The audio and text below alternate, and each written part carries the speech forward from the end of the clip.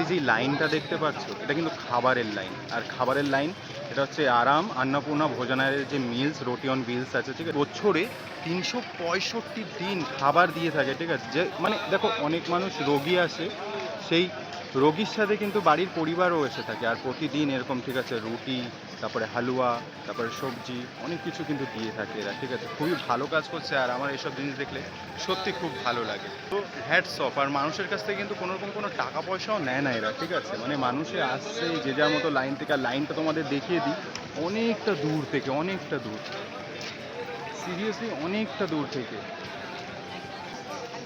তিনটে? আচ্ছা, কাকা তিনটে পেয়েছে। কাকা কটা রুটি এখানে কি প্রতিদিনই দিয়ে থাকে? প্রতিদিন খান? আচ্ছা, কটা রুটি দেয়? চারটে করে রুটি দেয়। কোনো টাকা পয়সা কোনো কি?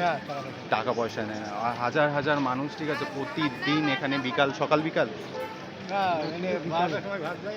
আচ্ছা, 12টার সময় ভাত দেয় আর এমনি সময় দিয়ে দিয়ে থাকে। যাক, আমি এসেছিলাম চিকিৎসা করানোর জন্য, ভালো জিনিস দেখলাম, খুবই ভালো লাগলো সত্যি। মানে এখনকার দিনেও মানুষ মানুষের পাশে দাঁড়ায়। আর আমি তো সবসময় বলি, মানুষ মানুষের জন্য।